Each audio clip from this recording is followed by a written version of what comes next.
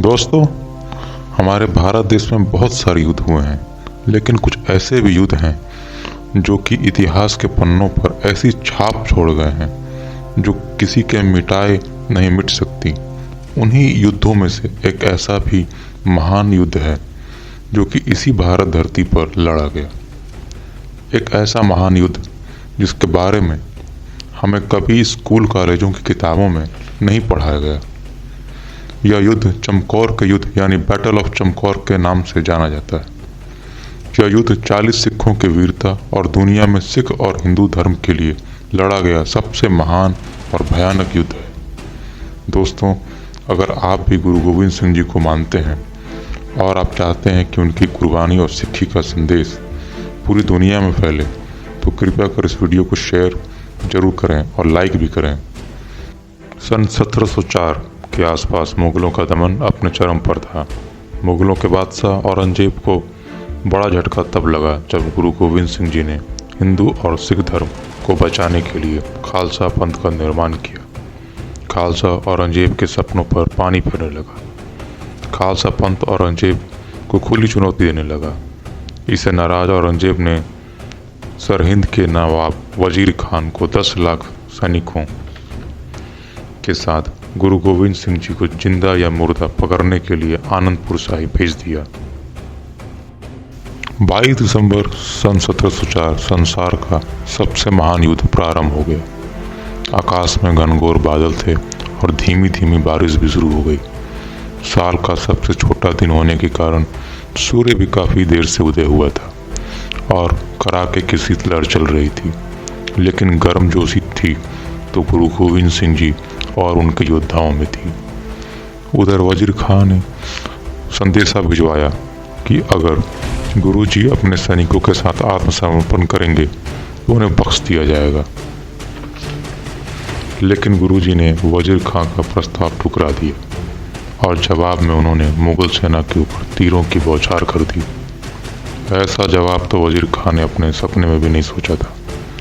वजीर खान गुस्से में आग बबूला हो रहा था, क्योंकि उसने कभी सोचा भी नहीं था कि 40 लोगों की सेना ऐसा भी जवाब दे सकती है। सिख सैनिक चारों तरफ से घिरे होने के बावजूद मुगलों के ऊपर तीरों से हमला कर रहे थे। क्योंकि सिख सिर्फ 40 थे और मुगल 10 लाख, तो सिखों के तीर अब जल्द ही खत्म होने वाले थे। फिर गुरुजी ने 5-5 सिखों का जत्था मुगलों से लड़ने के लिए बाहर भेजना शुरू कर दिया।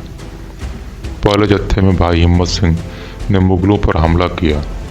जब नाहर सिंह सीढ़ी लगाकर किले के ऊपर चढ़ने की कोशिश कर रहा था तो गुरुजी ने उसे वहीं तीर मारकर उसे मौत के घाट उतार डाला।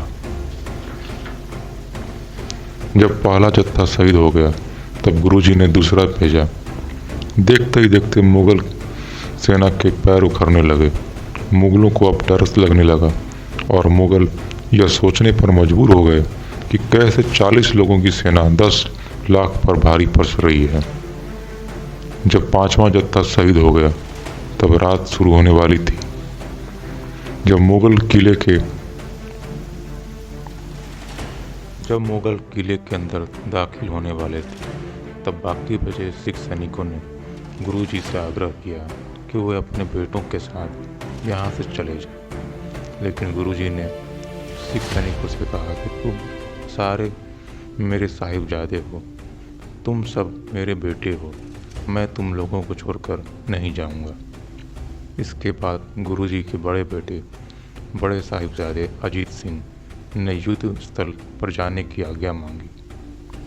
सैकड़ों मुगलों को मौत के घाट उतारने के बाद बड़े साहिबजादे अजीत सिंह जी शहीद हो गए और उनके बाद छोटे साहिबजादे जुझार सिंह जी शहीद हो गए। उस समय अजीत सिंह जी की आयु मात्र 18 साल थी और साहिबजादे जुझार सिंह जी की आयु मात्र 14 साल थी। अपने दोनों बेटों को शहीद होते देख गुरुजी ने ईश्वर की तरफ देखा और धन्यवाद की प्रार्थना की और कहा, तेरा तुझको सौंप दे, क्या लागे मेरा। अब कुल 7 सिख बचे हुए थे। सातों ने गुरुजी से वह स्थल छोड़ने का अनुरोध किया, लेकिन गुरुजी युद्ध भूमि छोड़ने के लिए तैयार नहीं हुए। गुरुजी ने कहा, मेरा जीवन तुम 7 सैनिकों से ज़्यादा मूल्यवान नहीं है। मैं यहीं तुम लोगों के साथ मुगलों से लड़ूंगा। तभी भाई दया सिंह जी ने गुरुजी को मनाया और कहा कि आप अभी यहाँ से चले जाएं और फिर से सेना को इकट्ठा करें। अगर आज आप इस युद्ध में शहीद हो जाएंगे तो इससे पंथ और धर्म की हानि होगी।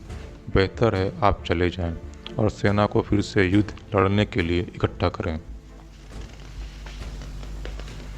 इसके बाद गुरुजी ने 2 सैनिकों के साथ वहाँ से चले गए। जब सुबह हुई तब युद्ध खत्म हो चुका था और लाखों शवों में सिर्फ 35 सिख शव शामिल थे और बाकी सारे शव मुगलों के थे। इस युद्ध में 40 सिख मुगलों पर इस कदर भारी पड़े कि मुगलों को उनके सामने सर झुकाना ही पड़ा।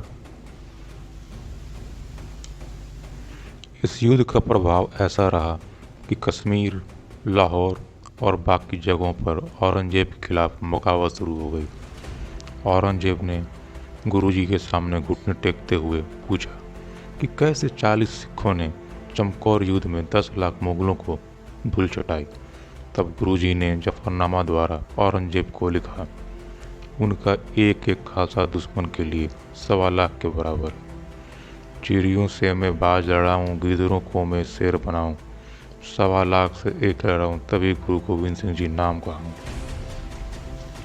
दोस्तों, हम आपको इस तरह के महान घटनाओं के बारे में जानकारी देते रहेंगे। आपसे अनुरोध है कि इस चैनल को सब्सक्राइब कर हमसे बने रहें और लेटेस्ट वीडियोस की जानकारी के लिए बेल बटन को ज़रूर हिट करें। धन्यवाद।